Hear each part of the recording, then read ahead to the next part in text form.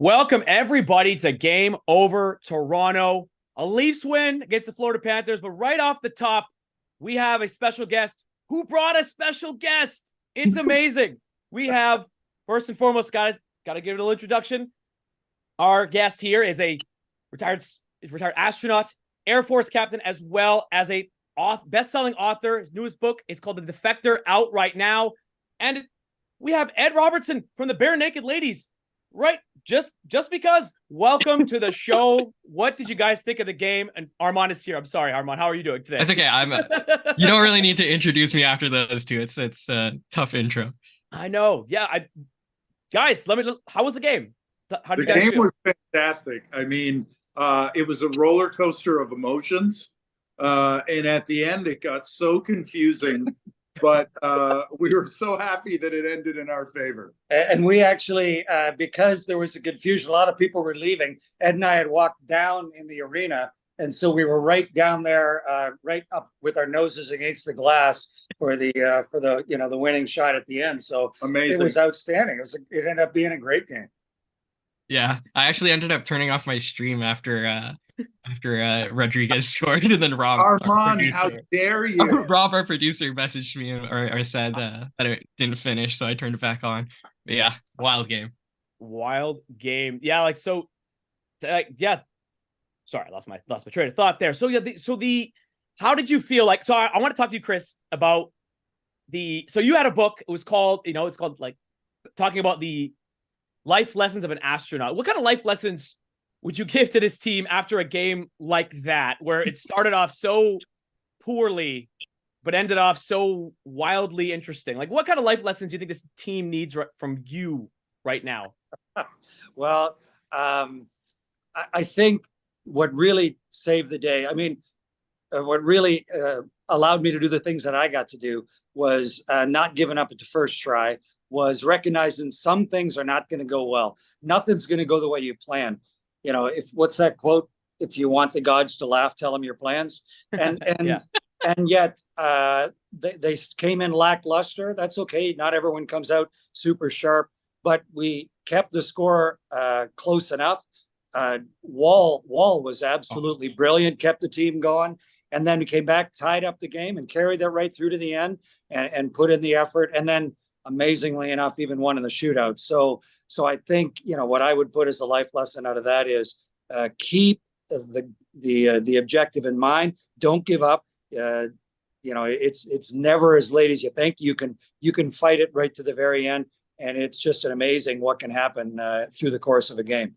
And so, yeah, it was a lot of fun. I think what we just witnessed has to be the least shots on goal during power plays by a team that won the game. Honestly, that last power play, oh God, we talk about that all day. But, speaking near the goal, a lot of shots toward net. Yeah, they tried. They tried net. Shot attempts. Yeah, and speaking, obviously as an astronaut or even on a band, you guys work as a team, consistently, and the mistakes on a space station are far more consequential than anything on a hockey team. What lessons do you take from being an astronaut and working as a team that can apply to things like sports? And even for you, Ed, making a mistake on stage is a lot like making a mistake on the ice. And like, what can you take away in terms of your communication with your team members? Because we saw the Leafs kind of missing cues, not hitting their passes quite a bit. Do you see, things in your personal experiences that can sort of apply to that area of the game as well? It's really easy to learn skills and practice skills and execute and iterate on things you've studied. It's a lot more important and difficult to transition when your plans change or when you're thrown a curve or a wrench in the system. It's not about all the knowledge that you must acquire. It's about how you deal with adversity. And I think it's, Chris, I'm sure would agree. I think the superpower of my band is that we are never afraid to fail. So we dare to try ridiculous things all the time, because it's way more exciting than just doing what you practiced 1,000 times. And what we do in order to successfully fly a rocket ship or to command a space station, I was an astronaut for 21 years. I was in space for 6 months. So for 20 and a half years, I did stuff that nobody saw, that wasn't life or death, but was absolutely necessary to build the skills. Just like everybody out on the ice tonight, you see them out there and you think, oh, Nylander's having an off night. But just think of the number of hours and the number of reps and iterations and skill drills he's done since he was a kid, so that he get out there and play like he played in Sweden recently and like he'll play for the rest of the year. So I think there's a parallel. If you're going to be on the stage, if you're going to have high stakes, you've got to put in the quiet, unanswered, personal effort to raise your skill level and the skill level of the people around you. I've also had the good fortune of playing in a few charity tournaments, and Bare Naked Ladies for many years we brought hockey gear and we would rent local ice and rent goalies and play games on our day off. And I had the incredible value of getting to play with some NHLers who would be considered among the least skilled players in the league at the time. Yeah. And one NHL player among a group of guys who think they're amazing, that one guy will look like Wayne Gretzky on the ice. And he's the guy that everyone in the stands will be going, oh, trade him for a bag of pucks. So beyond your skill level that it's almost unfathomable. One man can control 2 teams playing on the ice. Guys that played like 12 years of, AA hockey. Yeah. It's another stratosphere. Totally. So, Commander, I just wanted to ask before we wrap this up, I wanted to ask about your newest project, The Defector, out now. It's a novel, and I just wanted to ask. First of all, I'd like to know about the novel, but like, when did this, the bug to write fiction come about for you? Obviously, you had a lot of your life dedicated to becoming an astronaut and Air Force pilot. When did that creative spark come for you writing fiction? Fouad, imagine if you had just spent the last 6 months on board a spaceship, going around the world every 90 minutes. And then you get into your little capsule and you come screaming down through the atmosphere, getting crushed into your seat. And then the parachute opens, you slam into the ground, it rolls end over end. You open up the hatch, and then you sort of stagger out unsteadily up onto your feet. What do you do then? What do you do with that incredible, rare, new human experience? And I just thought it was way too deep and rich and worthwhile just to keep to myself. And so, I've played music with Ed about it. We've written songs about it together. I've talked to people all around the world. I've also written some books, and I've written nonfiction. But when you write fiction, you can sort of look at the same thing from a bunch of different people's point of view. You can tell the same event from a bunch of different emotional reactions. So you can really get the reader in on what it's truly like, get the sense of things. And I've always been, fascinated and absorbed by a well-written fiction book, one that really transports me away from what I'm doing.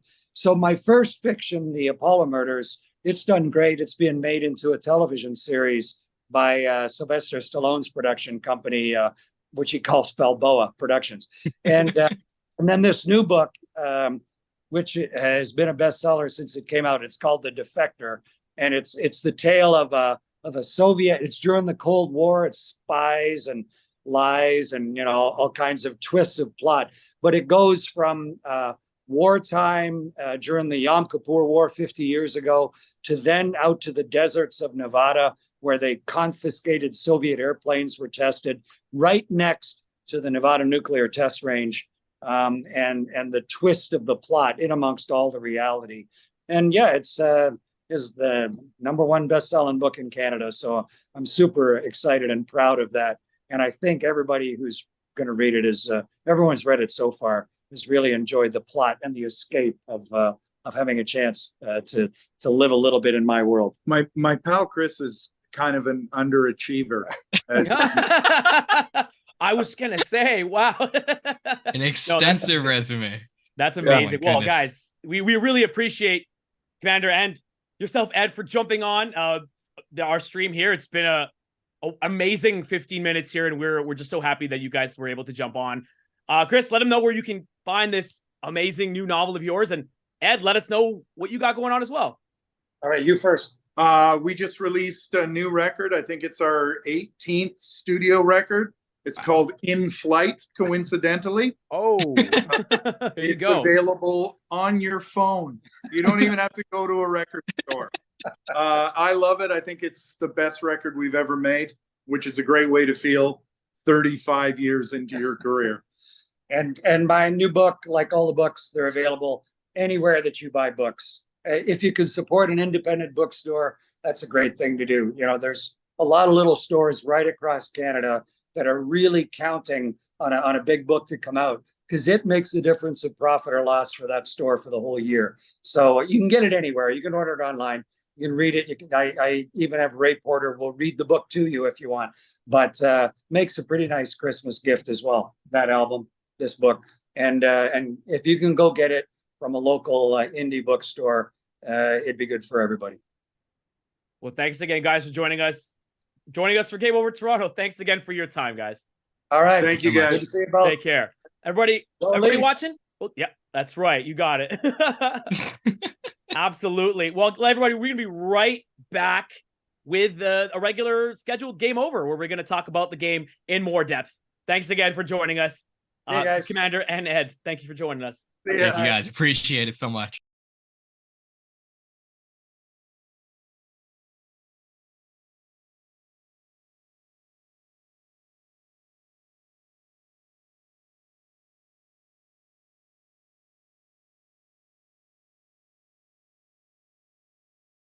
So did we just have Armaan, was there a game? Because that was just might have been the most mind-blowing experience. It's kind of wild. My entire life.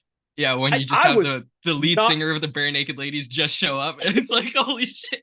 He's in that's amazing. He's just in the back of the game, and I'm like, I love both of them. What do I do right now? No, that was a lot of fun. So we did have a game, and we're gonna talk about it. Armaan, let me get your first impressions of that performance of what we saw here tonight. Yeah, it was a wild game. An interesting one to do when you have Commander Chris Hadfield on Game Over as well. Started off so poorly. You know, they brought up Commander Chris and Ed brought up the shot attempts in the third period, but halfway through the first period or second period, I forgot when it was in the broadcast, I think the shot attempts were something like 36-13 for Florida. And we were getting absolutely shelled. Yeah. And if it wasn't for Wall, they brought him up as well as a standout. If it wasn't for Wall, we could have been down something like 4-0 in that first period alone. Like, we maybe had 3 chances in that entire first period, and Florida just relentless on the forecheck. And what I in particular noticed was we did not have an answer throughout the first 1.5 periods, I would say, for Florida's aggressive forecheck. We were cheating the zone. Our forwards up high were cheating the zone, and our defensemen were not really given many options. And the way Florida's D-man kind of pinched up to close that gap and hold the line on any dump out or to clear the zone, we just didn't have an answer. And every time that Florida forechecked as hard as they did, they ended up with the puck. We were losing puck battles, and it was just horrible for the first half of the game. It was awful. Just total shit. Totally. Honestly. Yeah. I mean, the first period of the game, I was just ready. I was ready to go. And I'm like, this is going to be one of those games where we're going to rant. Steve's going to rant. But because of the circumstances going into the game, right? Leafs have had 2 poor performances. Florida Panthers, were in an absolute war against the Ottawa Senators a night before. Oh my God. Travel to Toronto, right? And then they start off that first period against the Florida Panthers, who ended their season embarrassingly in May. That's going to be the way that they go. That was, I mean, for most of the game, to be honest, if, like you said, if it wasn't for Joseph Woll, this is a 5-1 game, not maybe 4 or 5-1 game, quite honestly. And when Noah Gregor was the only guy to score a goal in regulation and wins the shootout, like that's something. I mean, I'm glad they got the win. I'm going to try to be positive here, but that is something very concerning about this team. Yeah, honestly, after we got the first goal, I think we played a lot better, at least compared to the first half. Like the first half was awful, so it's not exactly a high bar to pass. But I thought we were fairly even with Florida throughout the rest of the game and even into OT. But, in that first period, we were down 1-0. It was a horrible period. We were outshot, outchanced. Yeah, and again, the only reason we weren't down 3 is because of Joseph Woll. And also, by the end of the first period, I thought Marner was injured, and I thought Giordano was injured. Giordano ended up returning to the game, but luckily Marner came back with a cage. But it was just like a period from hell. We had 2 injuries. We were getting outchanced, and we were also down. But yeah, like we were getting outmatched physically, which is something that I think was disheartening to see. Especially given the fact that Florida played such a grueling and physical game last night, where there were a bunch of ejections, there was a bunch of physicality. You expect, especially after the last 2 games, the Leafs to rise to the occasion to start this game and to get their feet moving and to engage themselves physically. And it just really wasn't there the first period. Now, with that being said, I think as the game went on, the physicality sort of turned up from the Leafs. We saw Domi get into a fight. We saw Mikkola from the Panthers get dropped by both Mitch Marner and Austin Matthews on big hits, which is wild. But yeah, it's very much necessary. But, in that first period, the forwards weren't really supporting their D-men, and it resulted in turnovers. And because we were, cheating the zone, whenever we turned it over, there was essentially an odd man rush going back the other way, and we were giving up a ton of chances. So not the best systems game from the Leafs. And the weird thing that I noticed, at least in the back half of this game, is the Florida plays a super aggressive forecheck, and we generally play a more passive forecheck. And generally speaking, when you play a passive forecheck, your neutral zone game is a lot better because there's more people in the neutral zone because you're not being as aggressive in the offensive zone.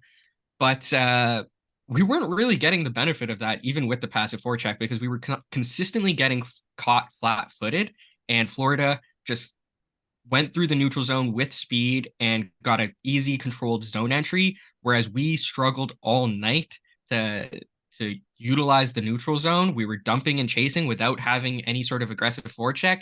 We weren't getting pucks on the dump-ins, and we weren't, retrieving pucks when Florida dumped it in.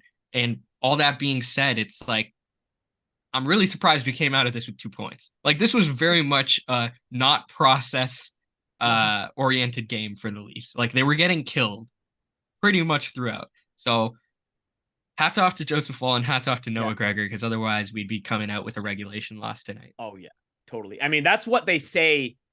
That's what the cliche is when a goalie steals you one. That was a stolen game, because that Florida Panthers team looked pretty dominant for a lot of that game. A lot of the first, a lot of the third.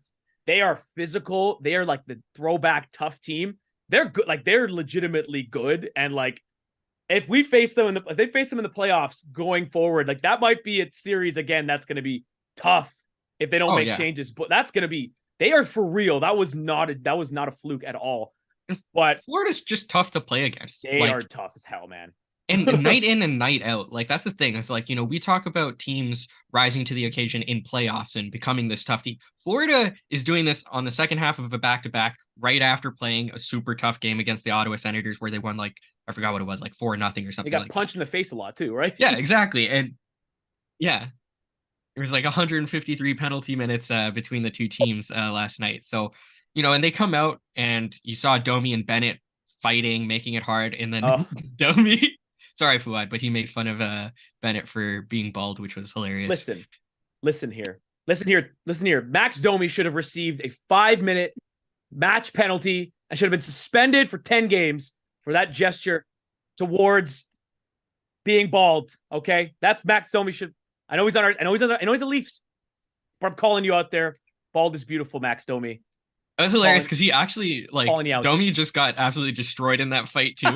And then he gets up and then just does the most like lowbrow, you don't have hair insult, which I just love. I thought that was hilarious. You know what was funny too? Like I had to look. I'm pretty 99% sure it was Sam Bennett. That dive but with Max Domi was one of the funniest gifts I've ever seen. Pretty he gets crappy hit play. And then he's just like, he pauses for a second and then throws himself on the ground. It's insane.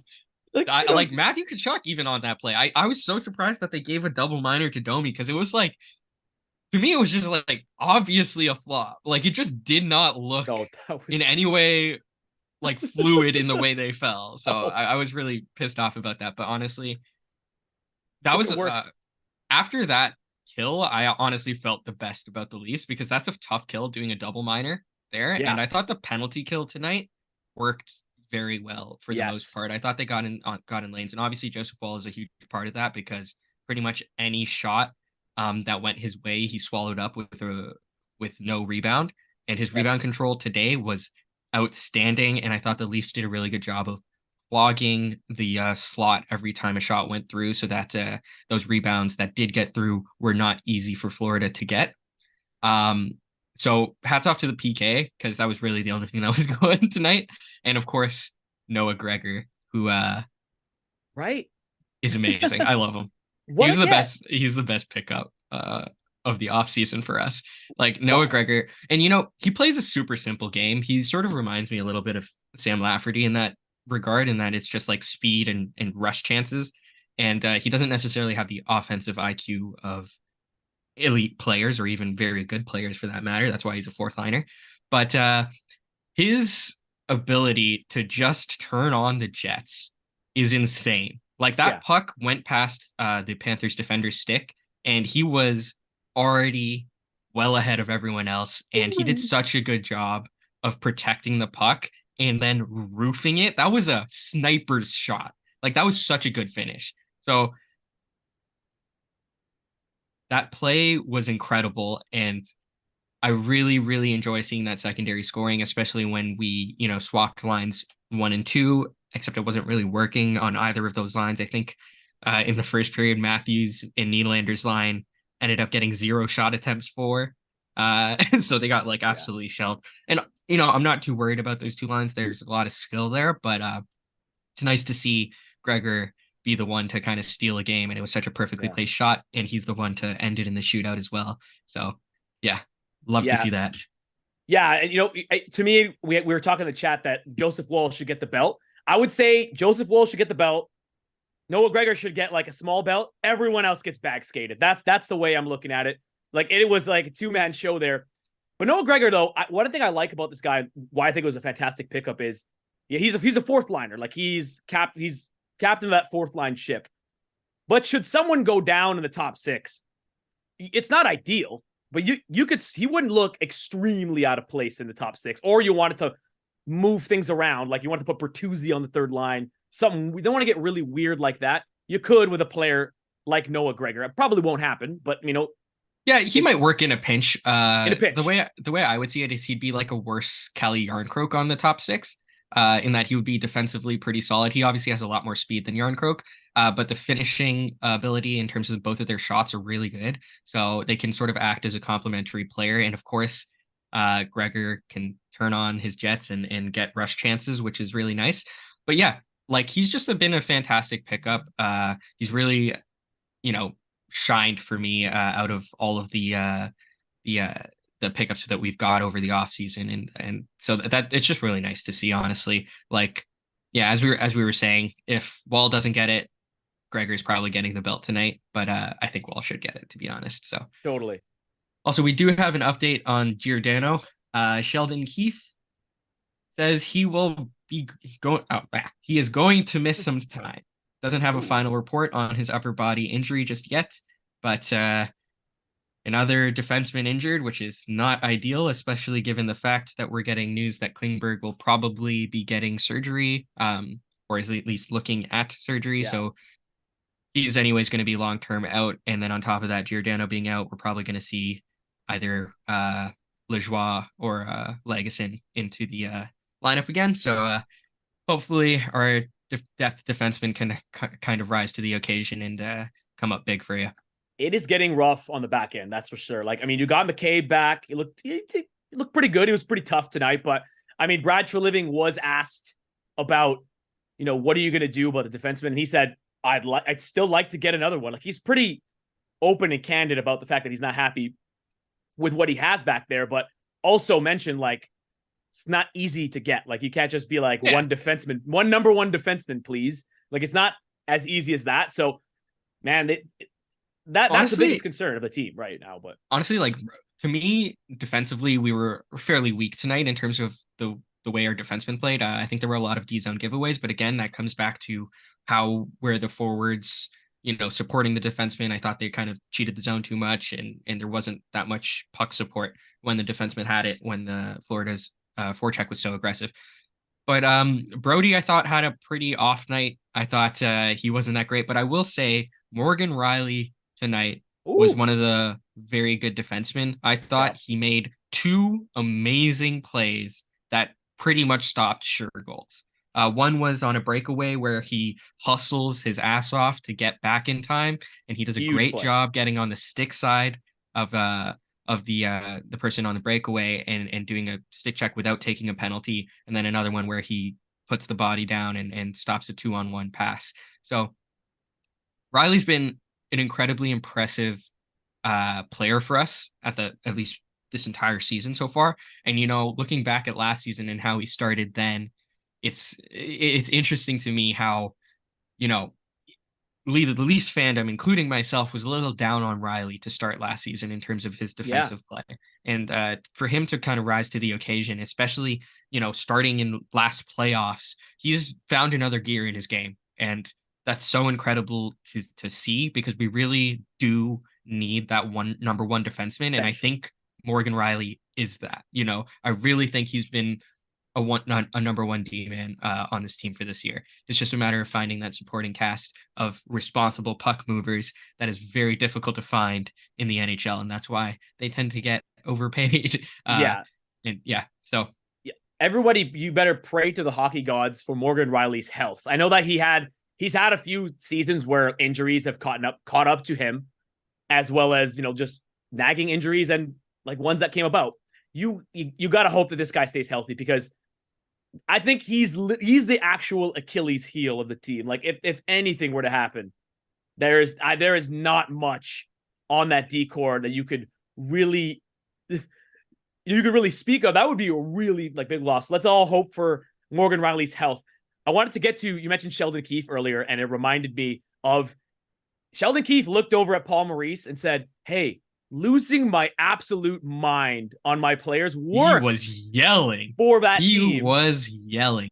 So I'm going to lose my absolute mind on this team and see what happens. My goodness. I think that the players kind of look shocked. It was like the really nice teacher that just had enough. Like the teacher that just gets bullied and is just had enough. Like, I really wish it was mic'd up, because that would be something. I would pay money to hear that rant mic'd up. Yeah. But it's not like the first time Keefe has yelled, but he looked pissed. Like, he looked really angry with the team. And at that point, it was very much deserved. The Leafs were playing like complete ass. And so I'm very glad, that we see the passion. Like, obviously there's a lot of question marks with Keefe in terms of his ability to coach this team to a Stanley Cup. But, when we see that type of, passion and energy, like, that's sort of what I want to see, especially because the Leafs really looked non-energized throughout the first half of the game. And so you want to see the coach kind of fired up, because I would have hated no response, And so I think, we don't know what he said. We have no idea what he said, but I think it worked, because after we saw that, I thought the Leafs kind of picked up their play quite a bit. So yeah. And Keefe has been a guy that has handled the team with kid gloves, a little bit. Like, he's been really whenever he's criticized players, he's always walking it back. And I don't think that creates a lot of respect amongst the room. Like, if you say something, you got to stand on your word. And it's okay to criticize the players. I think it's okay to yell at times. Obviously, you don't want a toxic coach where they're going to tune you out.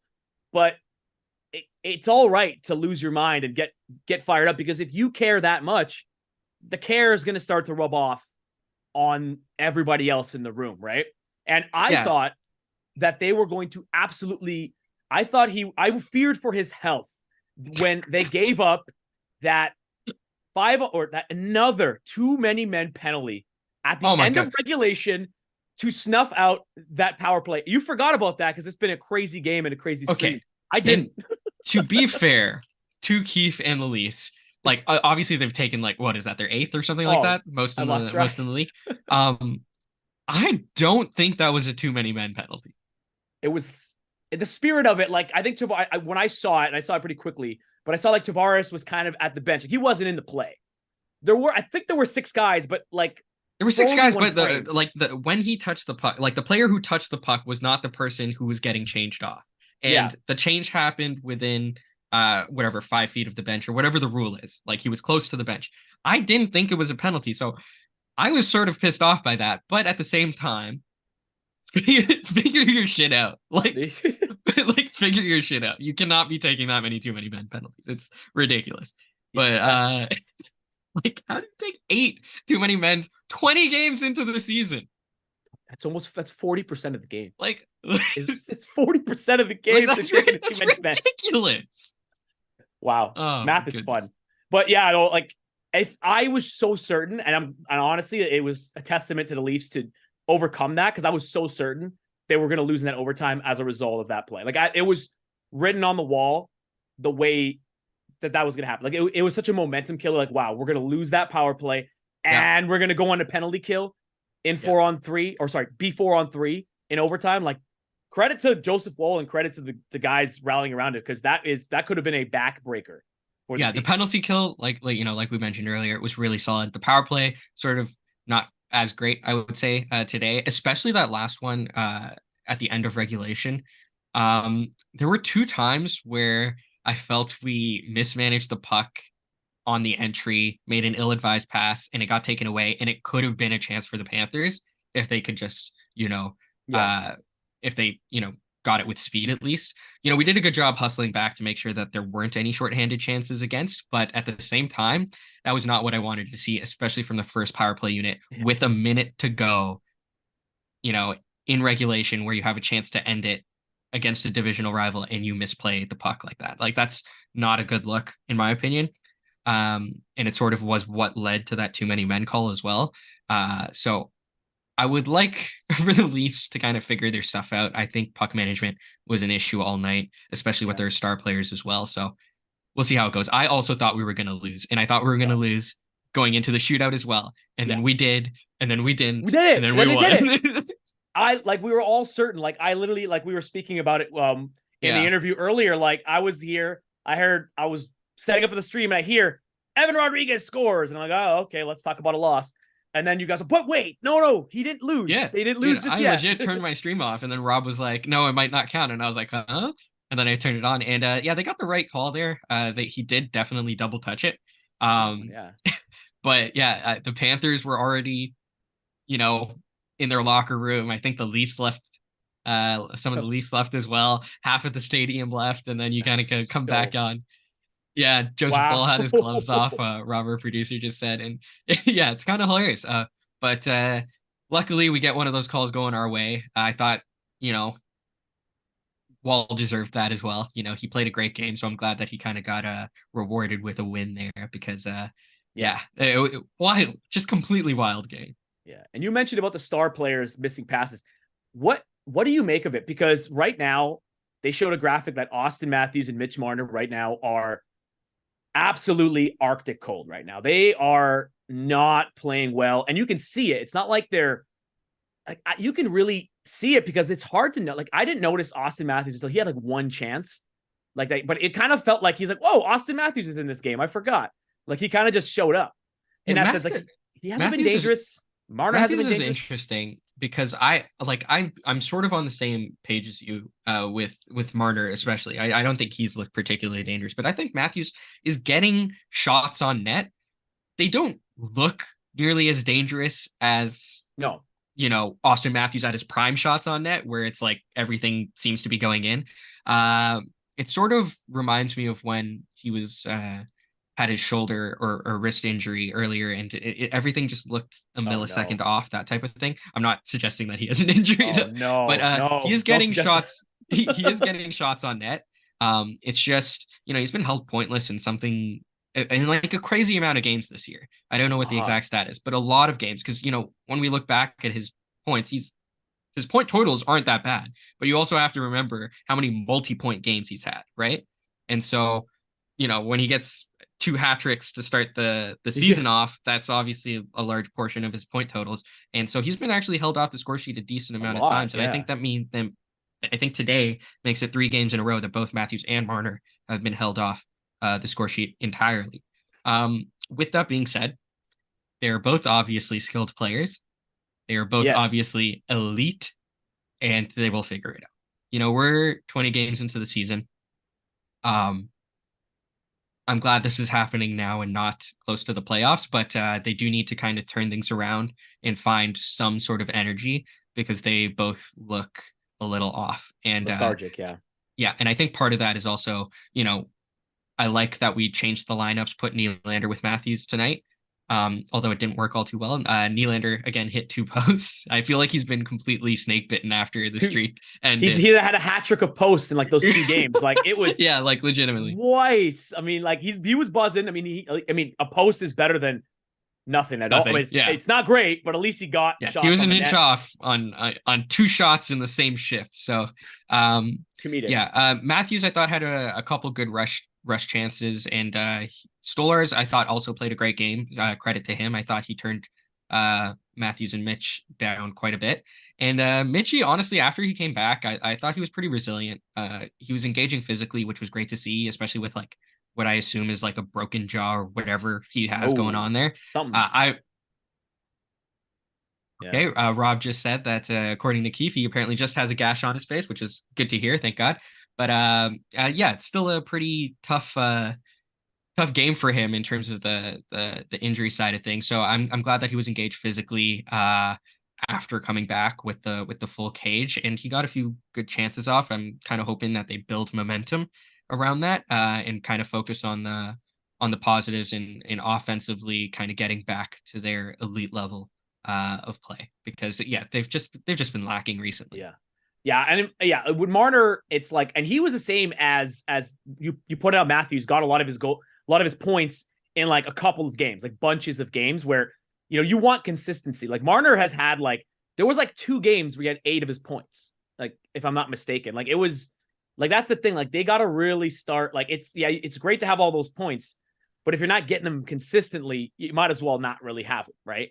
And to your point, like he played. I mean, it must be hard to play with that cage, like adjusting from like having your face being unencumbered and then having that cage. I mean, I never played hockey, but you played, like you play with that mesh. How does anybody see that thing? I play with the cage all the time. Yeah, but how do you see? I would hate playing without the cage in a beer league. I'm not taking a puck to the face and getting because you're not getting paid beer for league it. hockey game. Yeah, but seeing wise, like for me, I've never played without a cage, so I've gotten very used to it. But everyone I talk to who doesn't play with a cage finds it very hard to go back to it. Visibility wise, obviously there are things that you kind of struggle with, but at the same time, like I just thought he was pretty impressive coming back from that, and that kind of shows a little bit of fight in him. I thought his shots were a little weak. They kind of just went straight into the Stolarz's crest. He kind of just shot at the goalie every time. So that's a little not great, but at the same time, Mitch isn't exactly a sniper compared to Austin Matthews. So I'm just kind of glad that he was kind of engaged in offensively, getting at least a few shots on net. We do want to see him and Matthews kind of get into the other gear and, produce like they are paid to do. Yeah. Because considering these guys are getting top of the league money, they haven't been producing at that rate, and we need them to. We're kind of lucky so far in the season that Nylander and, even some secondary scoring guys like Gregor tonight are sort of making up for holes in this team that shouldn't be there. Matthews and Marner are the guys getting paid $11 million. So, we need them to play like $11 million guys, and they just haven't been there yet. You got to show up. That's like like 25% of your cap. Like it's Yeah. those two guys. And, you know, you got to show up. Bad stretches happen, but you expect elite players to get out of them very quickly. And so we just need Matthews and Marner to kind of take another step. And I think they will. I'm not worried about it. And that's a very optimistic take, because I know a lot of Leaf fans are probably pissed at Matthews and Marner right now, and deservedly so. But for now, I'm sort of cautiously optimistic about the Leafs' future and Matthews and Marner, kind of getting back to their game. Yeah. Awesome. Well, so I think we got to everything we could get to with this game and the craziness that was this game. How about we go for a bit of a presser? Let's get some questions here. I have one here from Mark Daig. I think that's how you pronounce the name. If I'm wrong, I'm sorry. Think Sammy lost the crease tonight. I think that's more of a statement, but not a question. But yeah, he lost the crease a long time ago. Yeah, but like maybe this is like he's definitely the backup goalie. It's not even it's 1 and 2. I mean, Wall's been too good to not give him the opportunity. I mean, he's seized every single game, not every single game, but most games that he's been in. I think he's been really solid, giving us every chance to win. And tonight, when we talk about luck, factoring into games and how the Leafs got lucky, you create that luck. And part of that luck is created by Joseph Woll being super solid in net, getting to pucks, squaring up to pucks, and being positionally sound enough where tip-ins or tips and hard to handle shots are pretty easily grasped by Woll. So, he's been an excellent goalie for us tonight. He was just absolutely amazing. So yeah, I think he's got the 1A position. Like that's for him to lose now. My favorite thing about him, and this is one thing that anybody can notice, he is so unflappable. He sees the game at like 50% speed. I think he, like the way he was taking shots tonight was like, you saw it when like Florida like shot from the point and he just went snagged the puck like it was nothing. Like he was playing catch with his dog. Like that was like kind of it was a small play, but it was an example of how he plays. Like he is always in position, never losing his post. Like sometimes he does that if you're a goaltender, 10 the goal type thing. Sometimes. Yeah, he had two like minor misplays with the puck, which like made my heart skip a beat tonight, where he just misplayed the puck behind the net and gave it to the Panthers. But everything was all good. And we do have word that Joseph Woll did get the belt, and it's very much deserved for him. And as you said, like he's unflappable, and in this game specifically, he got ran twice, and where enough to fall down, and one of them knocked his helmet off when Matthew Knies' stick, I think, got caught in between him and the Panthers player and hit him in the head. It's Tkachuk. Yeah, I thought Tkachuk injured him. The Panthers get in your face. They get in the goalie's face. We see it all the time. And so it was just good on Woll for never really giving in to any sort of the mental game there. He was dialed in all night. And as you said, he was catching pucks, and not only catching pucks and to freeze the play, but catching pucks when we were hemmed into the zone. He was the reason we were able to get a line change, because if he was not able to freeze that puck, then who knows how long that our defenders are out there hemmed in their own zone. They get tired, and then you have one in the back of your net. So rebound control was such a big part of this game and why we won it. And credit to Joseph Woll. I think he deserved every bit of that belt that he got tonight. He was definitely our first star. I have some interesting comments here.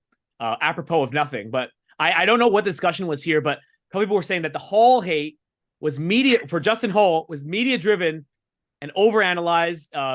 I think someone said that Hall was never as bad as he made out to be.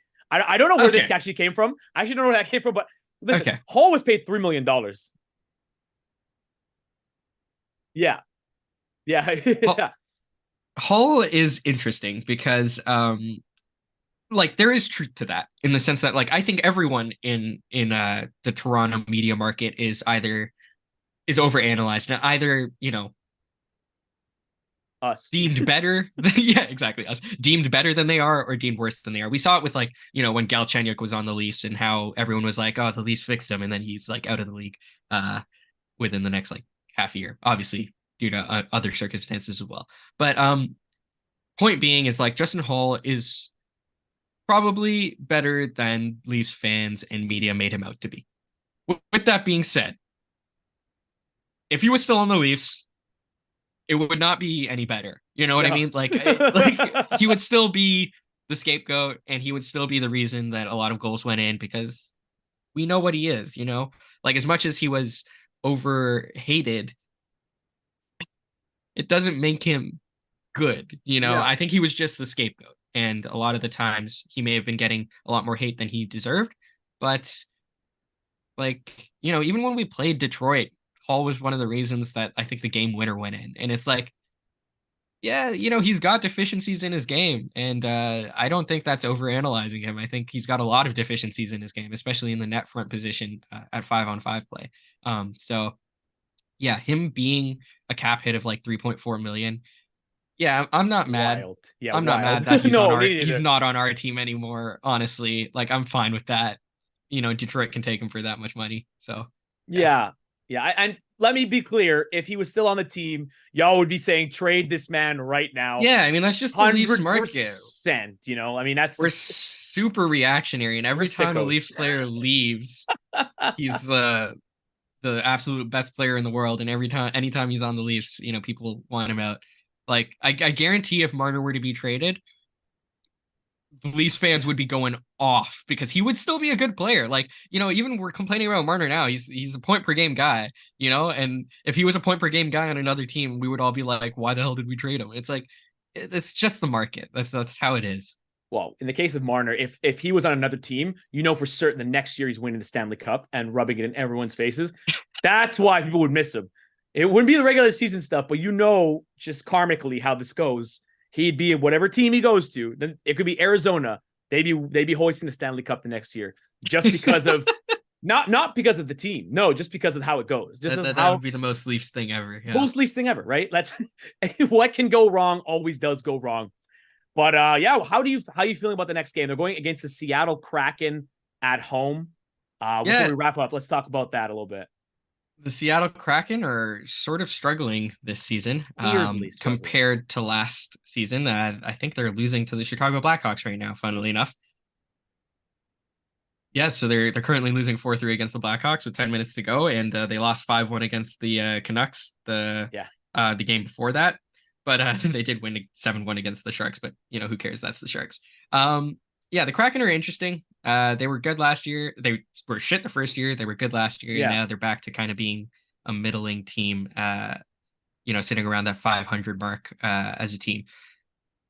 So the Leafs should win, you know, all things considered. I think the Leafs are a better team. I think on paper, the Leafs are far more high firepower than the Seattle Kraken are. So it's another game where I think that the Leafs should pull out ahead.